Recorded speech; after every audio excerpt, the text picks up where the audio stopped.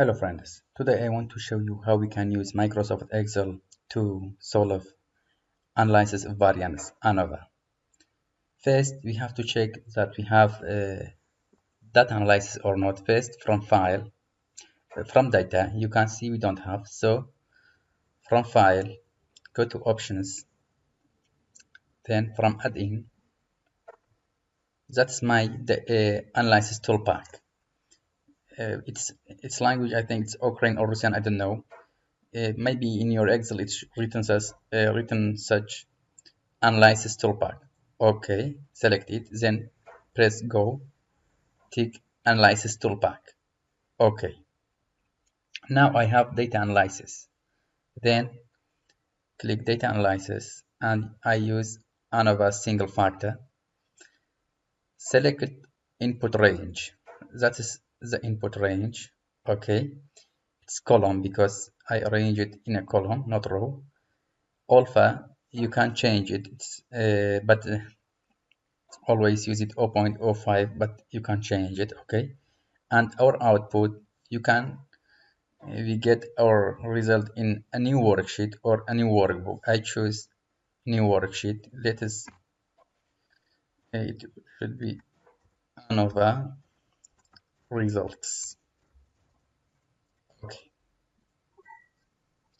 ANOVA input range contains non-numerical data. Yes, I make a wrong. So because the range include group 1, group 2, so I have to tick labels in first row. Okay. Yes. I want to fit the columns. Okay. That is the result. That is the summary for analysis of variance. Group 1, group 2. Count 3 because we have 3 replication. 1, 2, 3. And sum. The sum of all items, it will be 250.8. For example, you can sum 258. Yes. 188.3 for group 2.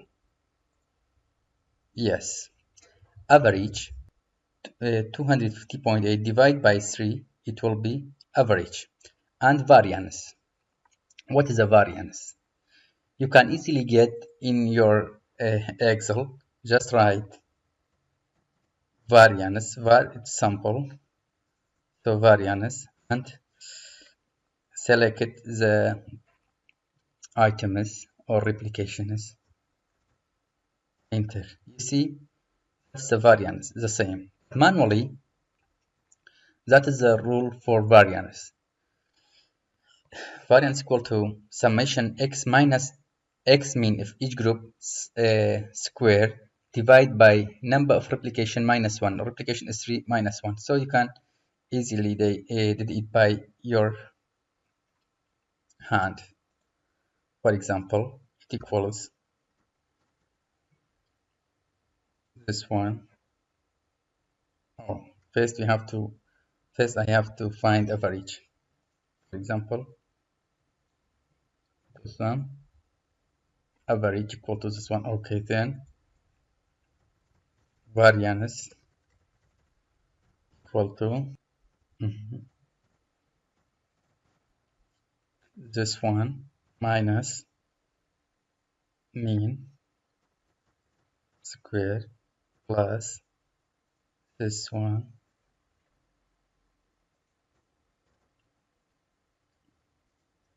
minus average or mean square plus the third minus average square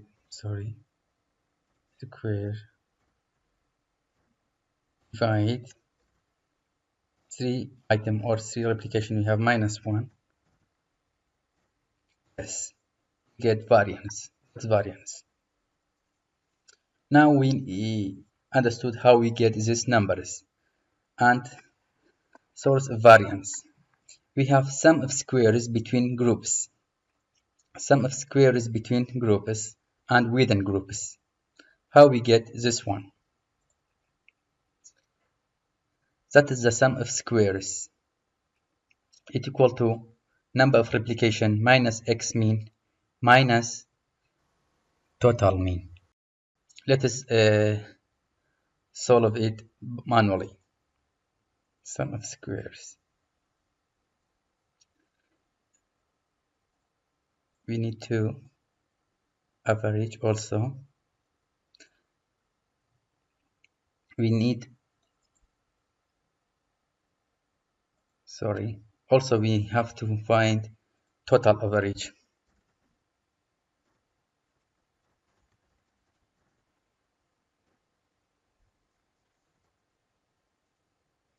Equal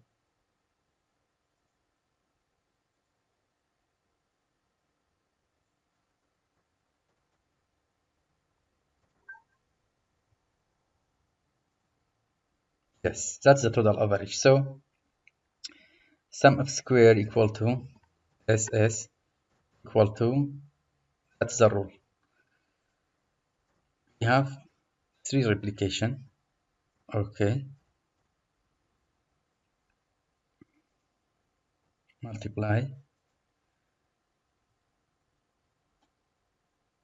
this one minus average mean square plus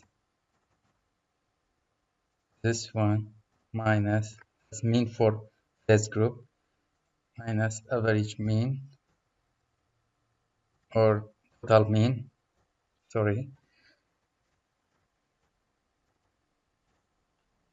651.042. Let's check. You see, we get the same result. And sum of squares within groups, it equals, that is the rule for it, error sum of squares. Okay, let us bring our sum of squares within groups, that is between groups, and this one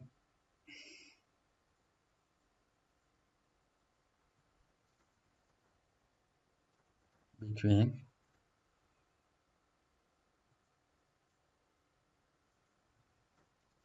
SS within groups. Okay, it equals summation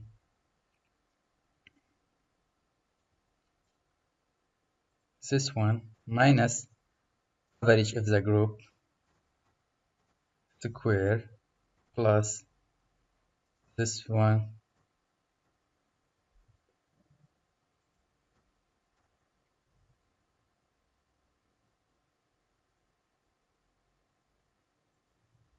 minus average square plus this item minus average square plus this one minus average of group 2 or mean of group 2 plus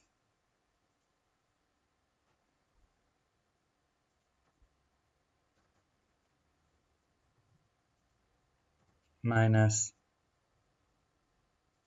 this one square plus 6.8 minus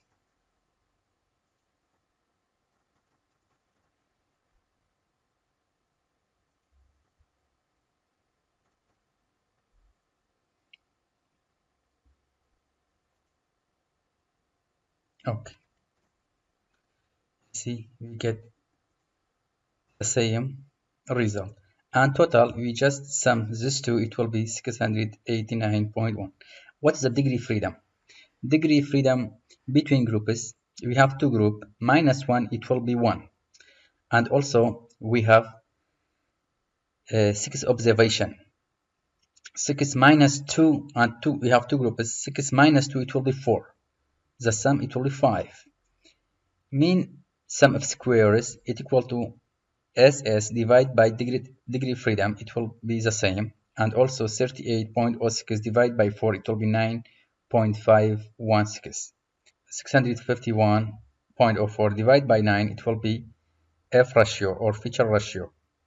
P value, it is a probability value, and F critical you can easily find in Excel. F critical equal to F invert to the RT. How you provide, we have alpha 0.05 and first degree freedom, which is 1, and the second degree freedom, which is 4. Yes, we get the same result. And according to p-value or probability value, we can make our decision. We have two hypotheses. Null hypothesis, the sample data occurs poorly from chance. That is according to null hypothesis. And we have alternative hypothesis. It says that the sample data is influenced by some non-random cause. And according to p-value, if the hypothesis test is less than some significance level, example alpha equal to 0.05, then we can reject the null hypothesis and conclude that we have sufficient evidence to say that the alternative hypothesis is true. If p-value less than 0.05. If the p-value is not less than 0.05, then we fail to reject the null hypothesis and conclude that we do not have sufficient evidence to say that the alternative hypothesis is true. In conclusion, if p-value less than 0.05, we reject null hypothesis. If p-value greater than 0.05, we reject alternative hypothesis. That's all. I hope it can be helpful. Have a nice time.